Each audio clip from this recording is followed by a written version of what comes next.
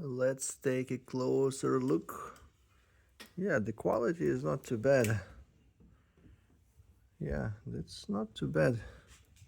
It takes a long time to print, but the quality is okay. Look, so the sides, it's pretty good, and also the bed.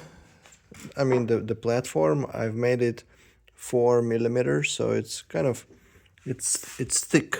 It's like this thick, so it's pretty much durable, and you can attach this to the raceway or direct mount on the facade.